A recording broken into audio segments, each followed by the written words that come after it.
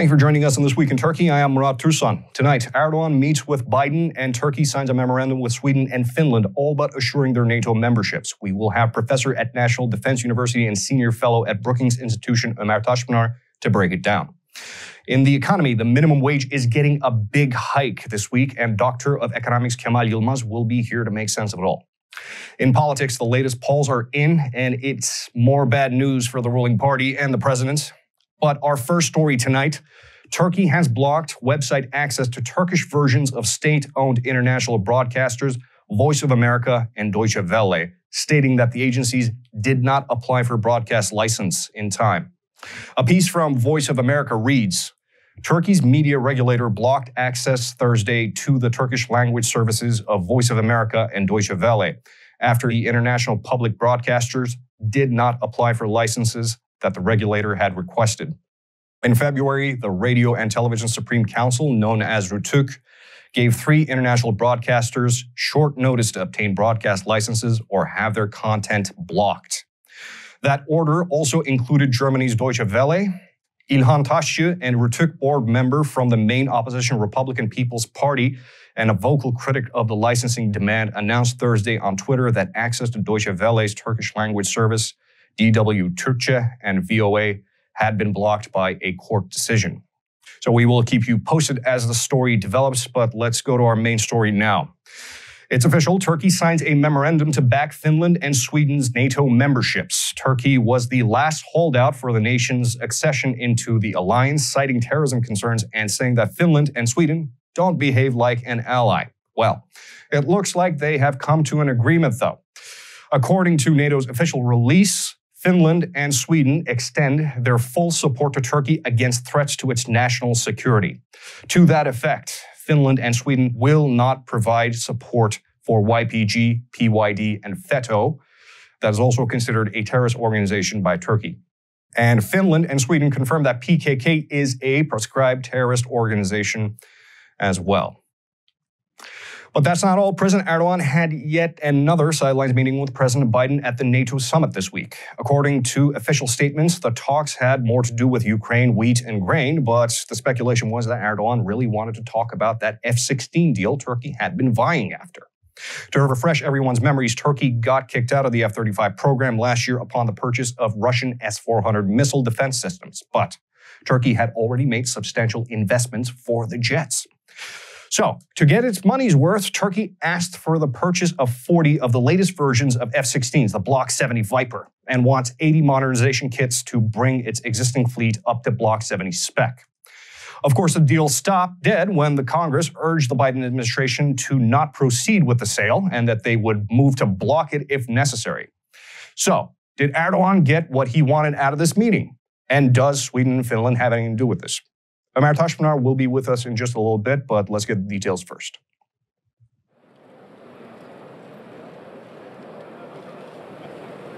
President Erdoğan met with the Finnish President Sauli Niinistö and the Swedish Prime Minister Magdalena Andersson in Madrid before the NATO Leaders Summit, hosted by NATO's General Secretary Jens Stoltenberg.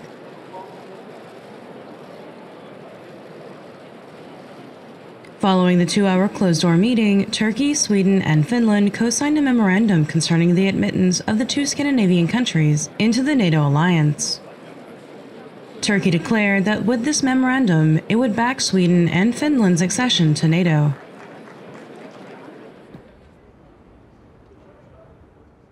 Finnish President Niinistö said, "Our foreign ministers signed an agreement that confirms the Turkish support for the Finnish and Swedish admittance into NATO," and stated that an agreement will happen in 2 days' time for the NATO membership.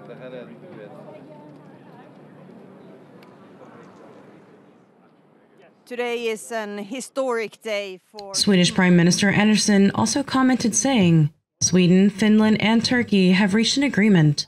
This agreement paves the way for the Swedish admittance into NATO." Good evening. NATO General Secretary Stoltenberg held a press conference after the memorandum and stated, "I am glad to announce that we have reached an agreement that will lead to the admittance of Finland and Sweden into NATO." Turkey, Finland, and Sweden co-signed a memorandum that also involves the issues of weapons trade, counterterrorism, and other concerns of the Turkish side. members and following. The following day, President Erdoğan met with President Biden in the summit. After the meeting, the White House made a press release stating President Joseph R. Biden Jr. met today with President Recep Tayyip Erdoğan on the margins of the NATO summit. President Biden welcomed Turkey's conclusion of a trilateral agreement with Finland and Sweden that paved the way for allies to invite them to join NATO. The leaders discussed their continued support for Ukraine in its defense against Russian aggression, as well as the importance of removing Russian obstacles for the export of Ukrainian grain. Though not mentioned in the press release, it had been anticipated that President Erdoğan would bring up Turkey's halted F-16 deal once again. Turkey had ordered 40 F-16s and approximately 80 modernization kits from Lockheed Martin back in October 2021. Washington abstained from commenting on the sales, but Congress wrote a letter to the White House urging the block of sale of F-16s to Turkey.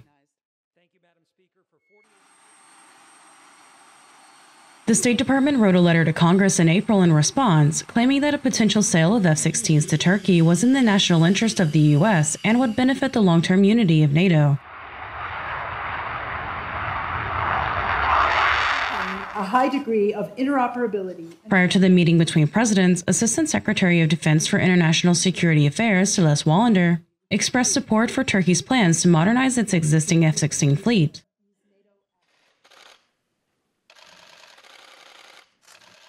President Erdoğan and Biden's meeting was the third face-to-face meeting since Biden took office in January last year.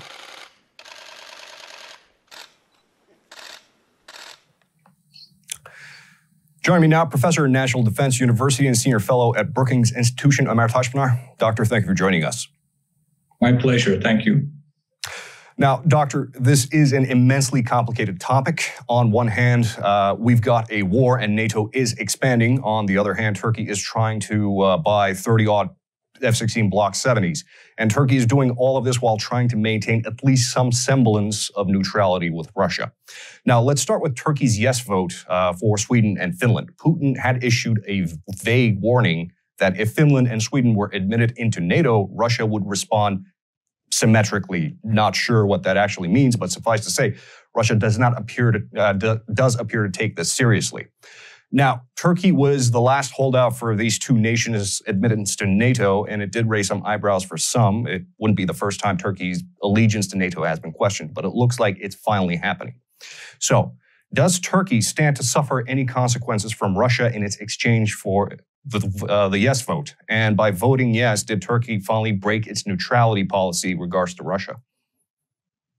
Yes, in my opinion, Turkey's position regarding Ukraine was already not very positive as far as Russia was concerned. Remember, Turkey never recognized the annexation of Crimea. Each time President Erdoğan visited Ukraine, he made it very clear that this annexation was illegal. And Ukraine, in addition to many other issues in the region, ranging from Cyprus to Armenia, Azerbaijan, Nagorno-Karabakh, to the Balkans, to Syria, to Libya, is one additional place where Turkey and Russia, in reality, do not see eye to eye. So Turkey was trying to mediate between Russia and Ukraine. And I think Turkey is well placed to play such a role because Erdoğan, despite these problems with Russia, has managed to compartmentalize relations with Russia. And Turkey is not abiding by the Western sanctions targeting the Russian energy sector, oil and gas. The financial sanctions against Russian banks are not implemented by Turkish banks. Russian oligarchs are occasionally sending their money and super yachts to Turkey.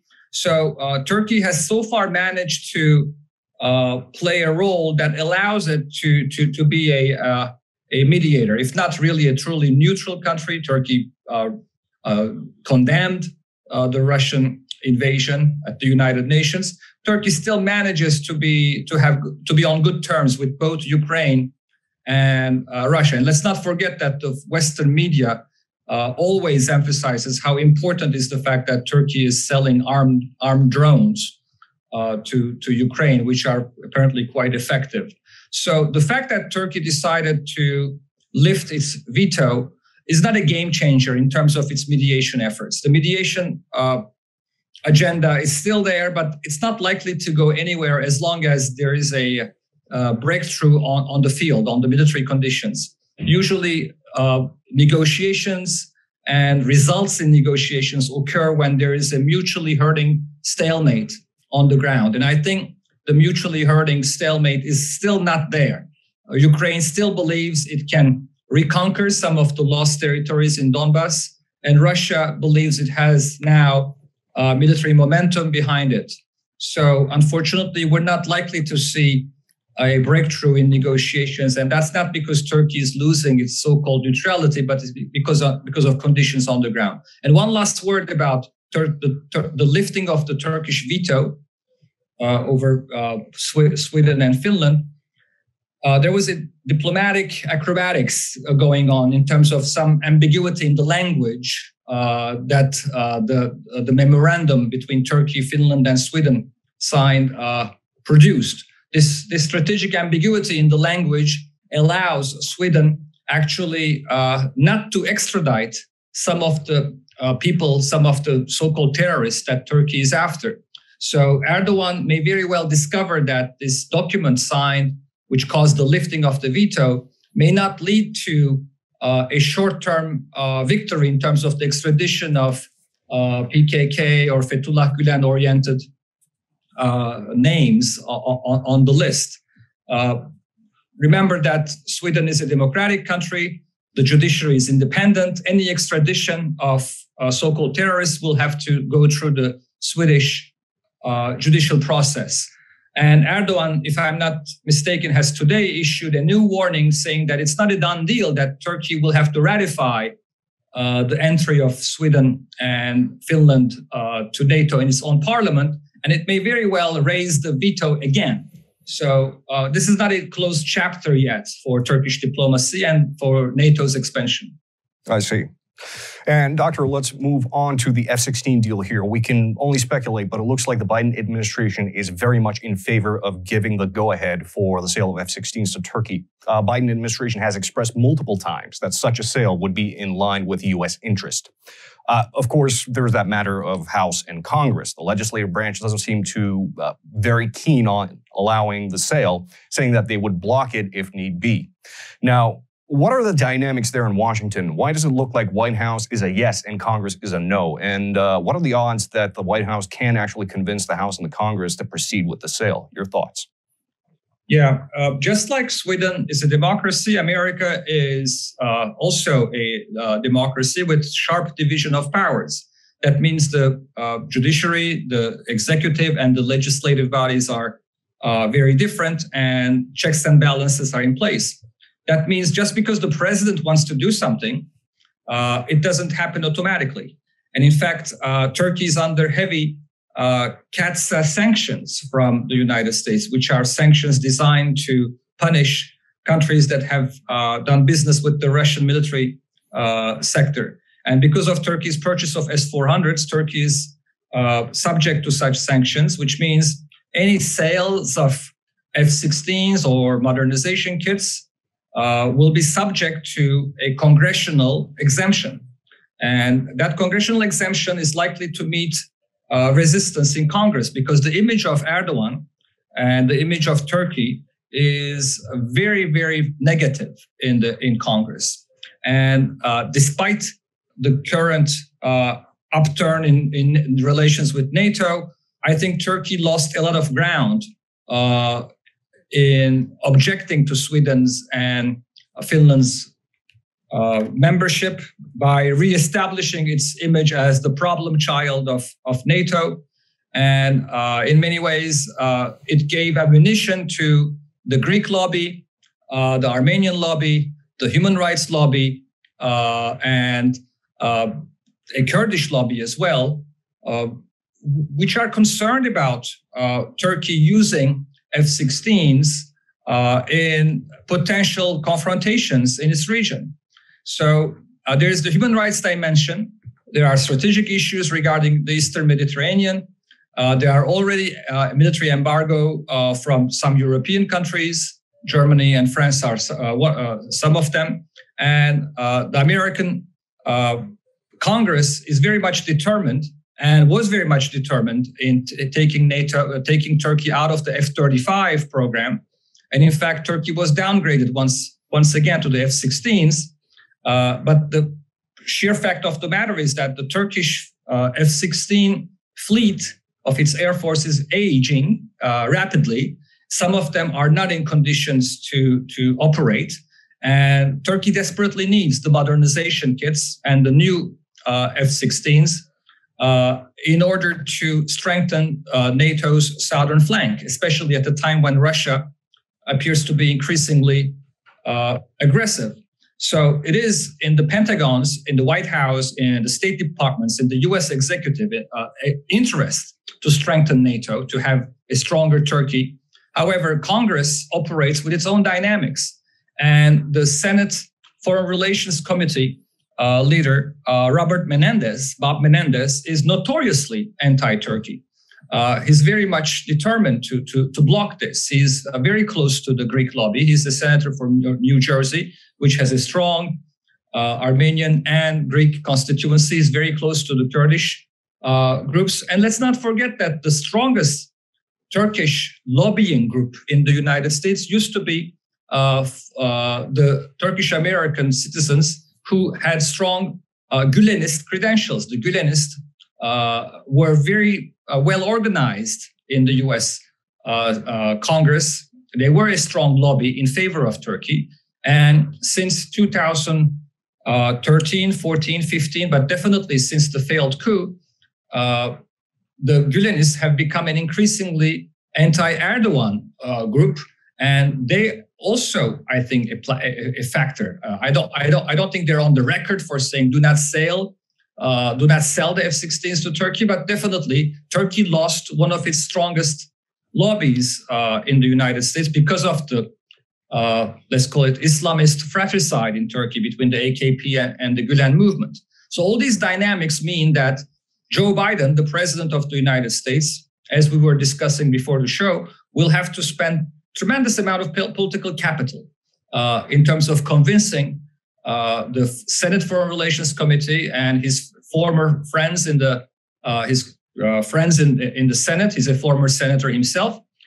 I believe he's willing to do that. I believe Turkey's willingness to lift its veto over Sweden and Finland solidifies the U.S. executive and the White House willingness to do that. However, U.S. history is full of examples where the president wants one thing and only to discover that what he wants is defeated in Congress just because the dynamics don't go their way. So this may very well be one of these cases. And if I were Turkey, I would not focus so much on what Biden is saying. I would do a much better job in terms of finding ways to impress the U.S. Congress. And that's much easier said than done because it will require things like improving human rights dynamics, moving Turkey in the right direction in terms of NATO, in terms of EU, in terms of overall Turkey-Russian relations. Turkey will have to pay a price, in other words, in terms of its current standing with Russia. It will have to turn its back to Russia. It will have to find a way to get rid of the S-400 missile defense system so that it may once again re-enter the paradigm of a US ally and strong NATO ally. That's not likely to happen. Therefore, I'm not very optimistic that in the short term there will be a major breakthrough in terms of the F-16s. The modernization kit may be an easier issue. The modernization kit is less of a problem, but selling new technology, the new block F-16s, may be an uphill struggle right now. I see. And Doctor, while we're on the modernization kits, really, this might be a little esoteric, but why does Turkey want these F-16s so badly anyway? Sure, Turkey has an aging F-16 fleet. As you said, I think the first deliveries were done in early 1980s. But a domestic modernization program is already well underway to bring up old Block 30 aircraft up to modern specs, utilizing domestic radars and avionics or such. So why so much interest? Are the U.S.-made aircraft more strategically important to Turkey or the Biden administration for that matter? Your thoughts? Well, I think that's a great question. There are two reasons, in my opinion. The first one is the timing of all this. Yes, Turkey is, I think, making progress in terms of its own indigenous efforts. However, any tangible progress in terms of producing an engine and Turkey basically trying to do these things on its own will take time. So time is of essence at this point, because for NATO, it is absolutely critical to have the second largest army within NATO, although it may not be the most modern army, but it has the largest fleet of F-16s, to have these F-16s up to date. Otherwise, in case of this kind of scenarios, which the military people are always keen on playing in terms of contingency plans, a substantial part of the Turkish F-16s will not be able to perform as well as they would. As you said, this is an aging fleet, and Turkey has many problems in terms of its air force at the moment, in terms of the quality of its pilots as well, given the fact that after 2016, Turkey lost a lot of human capital in its air force, overall in its military, but the air force suffered tremendously. At one point, there were rumors that Turkey had more F-16s than pilots who could fly these F-16s. So there are multiple problems on that front, and NATO is concerned about them. And the United States is also concerned about them. The second reason why NATO, but particularly the United States and Lockheed Martin, the producer of F-16s and F-35s, is keen on selling F-16s to Turkey, is basically to create some level of dependency in Turkey. That's good business for Lockheed Martin. It's good business for the United States. Turkey developing its own independent, its own domestically engineered air force or air jets may not be exactly what the United States wants. It definitely may not be what Lockheed Martin wants. Lockheed Martin is in competition with Eurofighters. It's in competition with Russian fighters, with Chinese. So there's a whole international strategic competition as far as who has the largest market share in terms of these fifth generation fighters. And of course, F-35, it happens to be, is often considered as the top level fifth generation stealth fighter. And F-16s that Turkey is trying is basically a downgrade. What Turkey really wanted was to continue to be on the F-16. And we wouldn't be having these conversations normally today if Turkey had not purchased the S-400s. Turkey would be still part of the production process and a major purchaser of F-35s. I think it was in line to purchase about 100 of them. So F-16s is basically a solution that the United States offered Turkey, and I am of the opinion that even before Turkey had this letter of request from the Pentagon about purchasing F-16s, it was hinted to Turkey by the Pentagon that it would be a good idea for Turkey to make this demand, to basically send this letter of purchase so that there could be an alternative to the F-35s. This way, Turkey would be able to still maintain a kind of NATO-compatible air force, albeit not as high level as the F-35s, but at least Turkey would remain within the NATO strategic orbit. The United States, Lockheed Martin would make money, and there could be a solution to the fact that Turkey is not buying the F-35. So it was hitting multiple birds with one stone. And I think the Americans were the party that hinted to Turkey that it would be a good idea if Turkey made that request, because I don't think President Erdoğan had given up on the idea of F-35s. He still hopes Turkey to return to the F-35s, but it was made clear to him multiple times at the highest level that Turkey will not be back on the F-35 as long as it has the S-400s. And since Turkey is very stubborn in terms of not relinquishing the S-400s, not finding a solution to the S-400 problem, we're where we are, where Turkey is now desperately trying to buy a lower quality material, F-16s rather than F-35s, at a time when it's also unable to really deploy the S-400s. As far as I know, the S-400s are not operational in Turkey, and Turkey is not willing to really operationalize them because that would mean the end of the F-16 sale as well. So it's a lose-lose situation for Turkey in terms of the S-400s, and it could be a win-win situation for the United States if they can sell the F-16s. I see. Dr. Ömer Taşpınar, thank you for your analysis. I wish we had more time to expand on the subject, but maybe we'll get you on next time. Thank you so much for being able to join us. Thank you. My pleasure. And in the economy, the minimum wage is expected to get a hike today, 6 months into the year, because sky-high inflation has already melted away whatever gains minimum wage workers had made earlier this year. In January, the minimum wage got a historic 50% hike in light of inflation, but those gains are already lost. So everyone had been waiting for the minimum wage increase with bated breath. As of the taping of this show, the increase has not yet been announced, but we are expecting the rise any minute now, and we will keep you posted if we get the word. But that's not all. Turkey's banking regulation agency, BDDK, is introducing new limitations on borrowing. A few weeks ago, BDDK capped consumer loans at 100,000 liras maximum, and now it has turned to regulating commercial loans. According to the new regulations, companies that have foreign currency assets exceeding 15 million liras, or about $900,000, will not qualify for Turkish lira loans. We will have Dr. Kamil Yılmaz to make sense of it all in just a little bit, but let's get the details first. Turkey's banking regulator, BDDK, instituted new regulations on Friday limiting commercial loan qualifications. According to the new regulation, companies with large foreign currency assets will no longer qualify for loans in Turkish lira.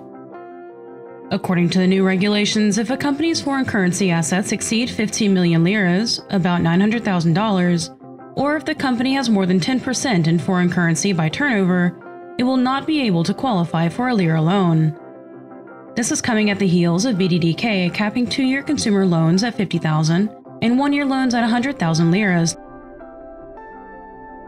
As inflation continues to rise consistently, the near 50% hike to minimum wage seems like pennies 6 months into the year.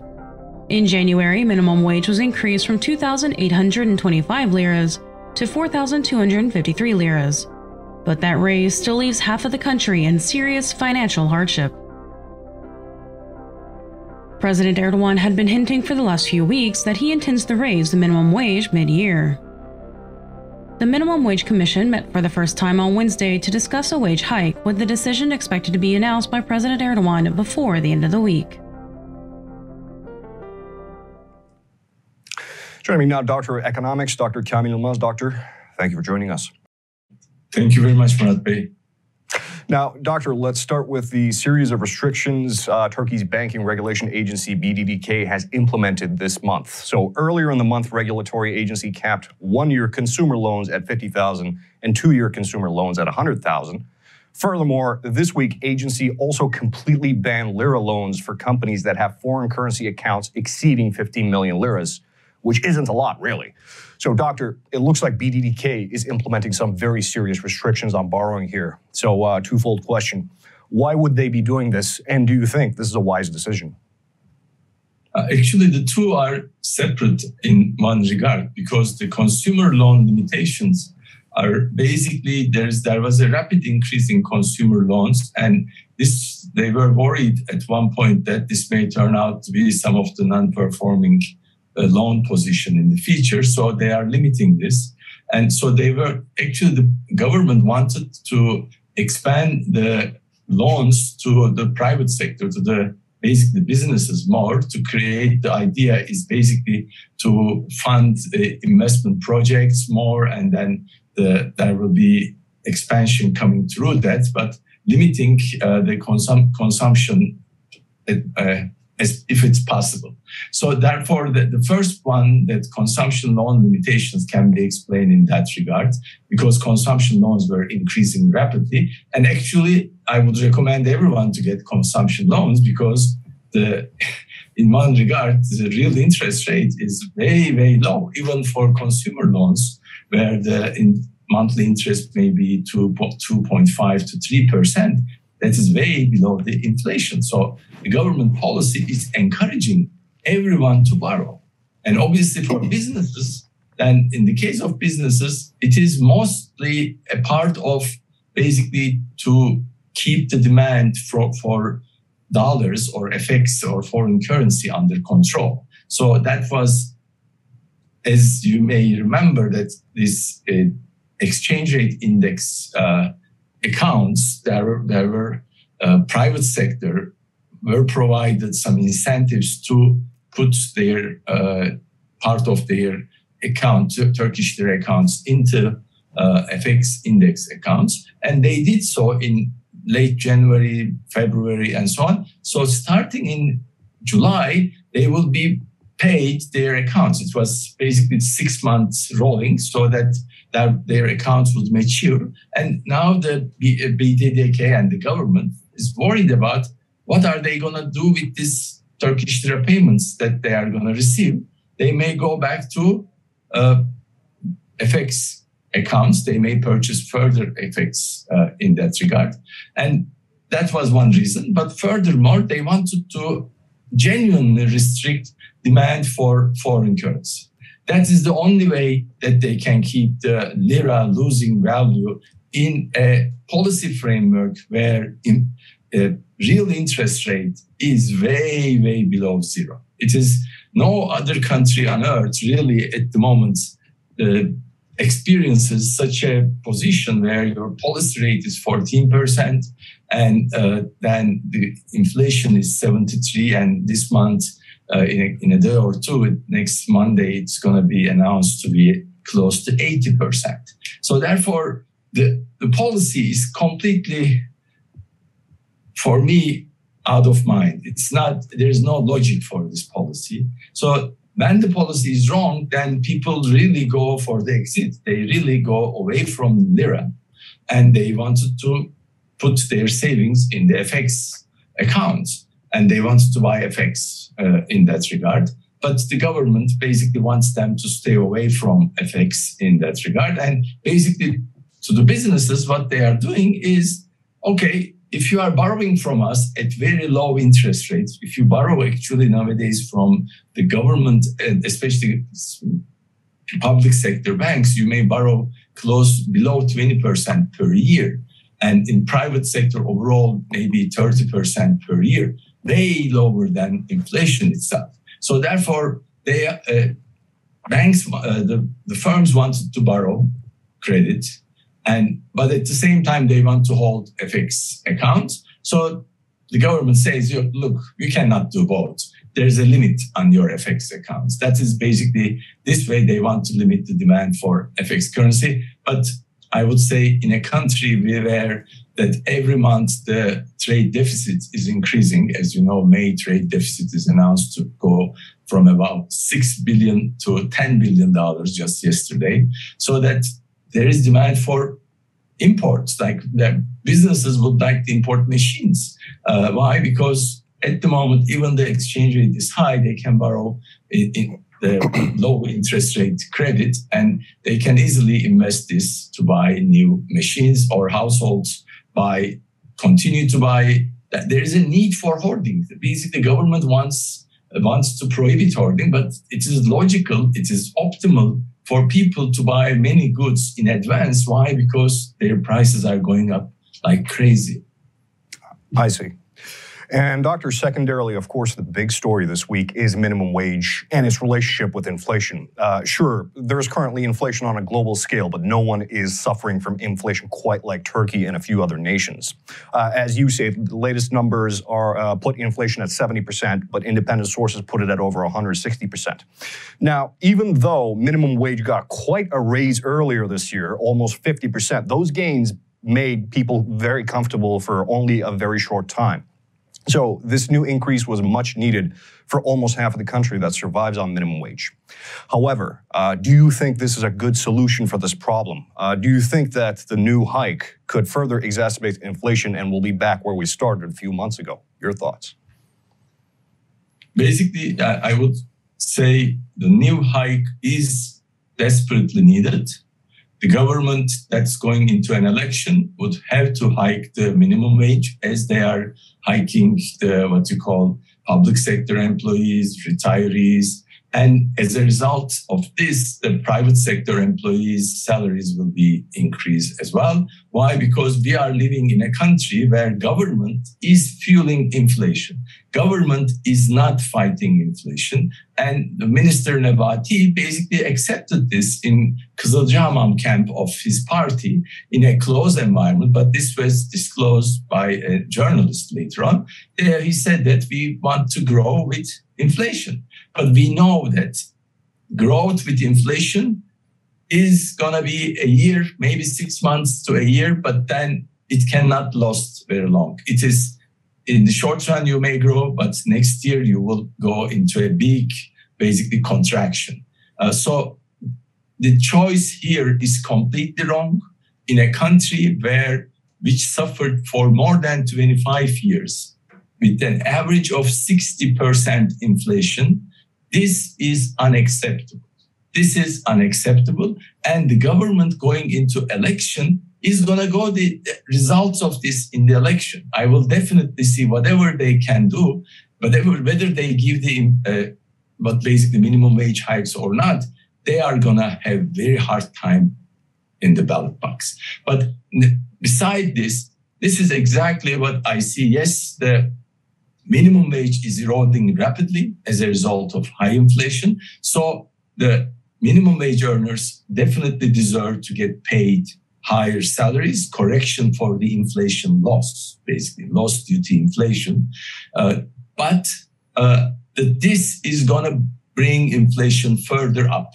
Some argue that minimum wage is minimum wage earners in manufacturing and basically service sectors make up a small part of the cost. So increasing minimum wage will not really lead to higher inflation. But this is important. It's not minimum wage that's increasing. Minimum wage is a barometer in that case. It is going to be a signal to the rest of the private sector salaries to be increased. So I'm expecting it should be no less than 30% and close to 40%, which is the last 6 months inflation. If you look at the basically inflation, food inflation, that is more than 45%. But we should expect 35 to 40% increase. Part of this will come directly as a burden to the private sector. Another part will be basically the decline in the social security premium, but that has some complications.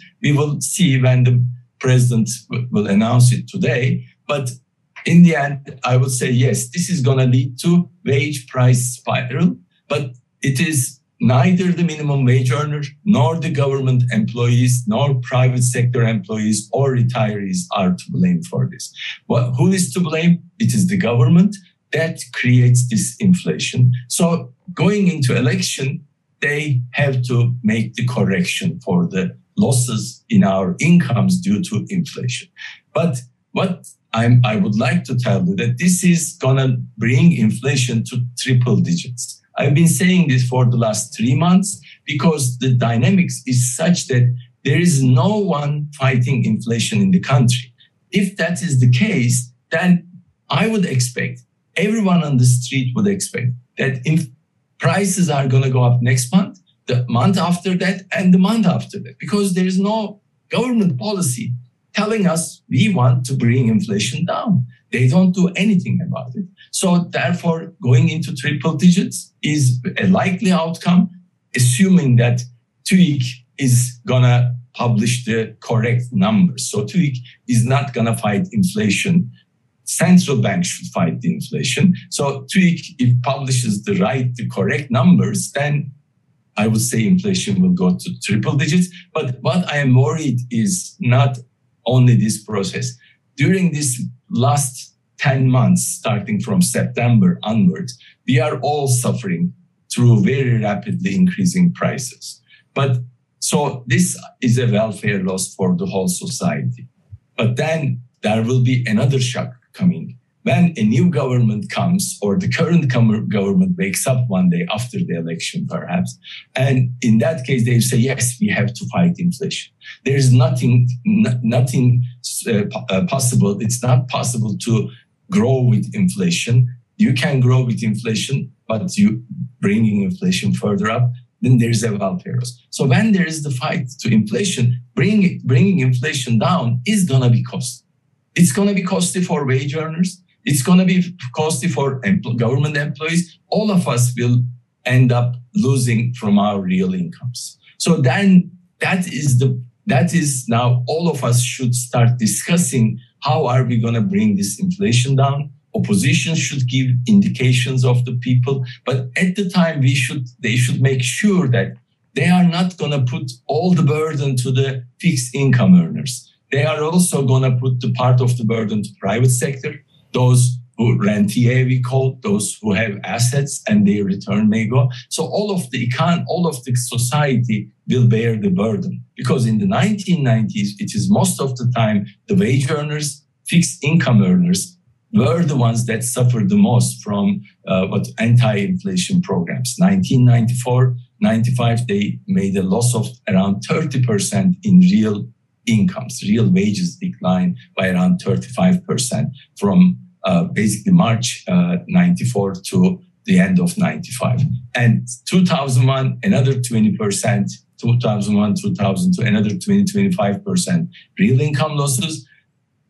But now the opposition, the new government, or current government, when they fight inflation, when they basically undertake increase the interest rate further up, that's going to tighten the demand, aggregate demand. And as a result of that, what will happen? Employment will decrease. There will be a contraction in the economy. Unemployment increases. Increase in unemployment, people will suffer furthermore. Real wages decline. So in that case, the fiscal policy should be geared such that they will provide direct income support to those who suffered the most from the fight from inflation. I think these are the topics that we need to discuss today. But I would say the current policy is completely, I would say, unsustainable. It is completely against the economics as we, the academics or researchers know it, and people basically feel in the street these days. I see. Dr. Kamil Yılmaz, thank you for your commentary and thank you for breaking it down for us. It was a pleasure to have you on, sir. Thank you very much, Murat. And in other news, polls are in, and it's same, but different. Let's go to what we have for the graphics here. So Metropol, a polling agency held in high regard in Turkey, is showing the latest polls for presidential race. And though it might not necessarily be that statistically significant given the sample size of about 2,000 people, President Erdoğan is losing to every potential opposition candidate likely to run, but he's only losing in the second round.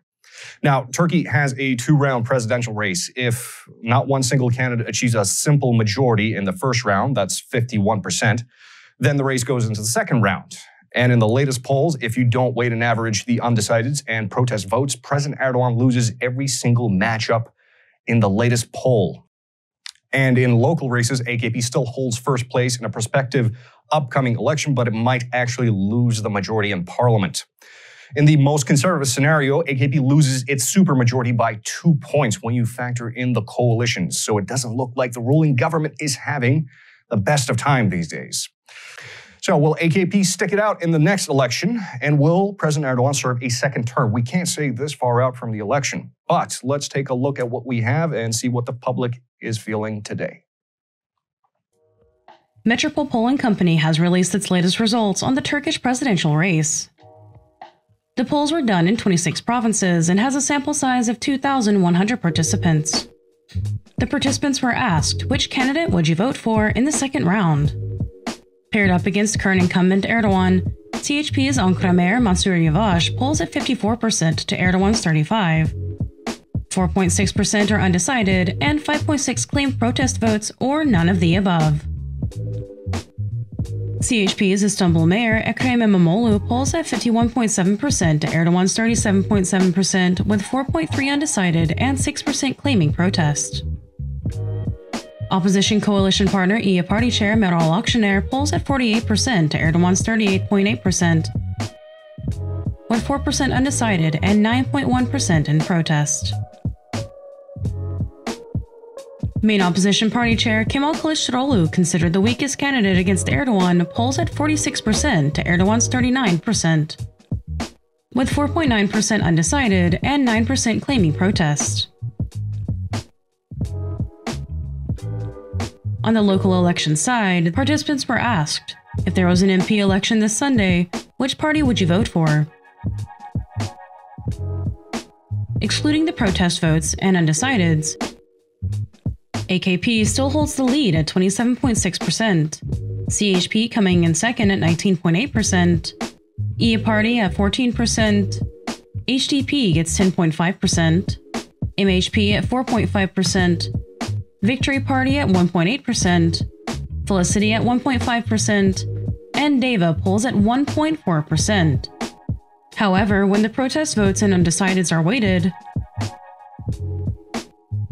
AKP gets 32.8%, CHP 23.6%, İYİ Party at 16.6%, HDP at 12.5%, MHP at 5.3%, Victory Party at 2.2%, Felicity at 1.7%. And folks, interrupting for breaking news, we've got the minimum wage numbers trickling right now. We are looking at 5,500 liras net. That is 5,500 liras net. The minimum wage will go into effect in the next pay cycle. So people in Turkey who earn minimum wage next month will get 5,500 liras as opposed to the previous, which was 4,253 liras. So that is a sigh of relief for almost half of the country that survives on minimum wage. As I said, the story is developing. But for now, it seems like it is 5,500 even, and we will keep you updated if anything changes. But with that, that's it for us in This Week in Turkey. I have Murat, Türsan. Special thanks to Mehmet, Tanrıverdi for news, text, and Kathleen Phelps for voiceovers. And if you haven't done so, folks, please consider subscribing to the channel and support us on Patreon if you can. And thank you for joining us. Türkiye'nin sivil, bağımsız, özgür ve çoğulcu bir medya ortamına ihtiyacı var. Medyascope, 20 Ağustos 2015'te bu ihtiyacı karşılamak üzere yola çıktı. Ama yolumuz uzun. Bu yolculukta bize Patreon veya YouTube'un katıl butonu üzerinden katkıda bulunabilirsiniz. Destek verin, sizinle güçlenelim.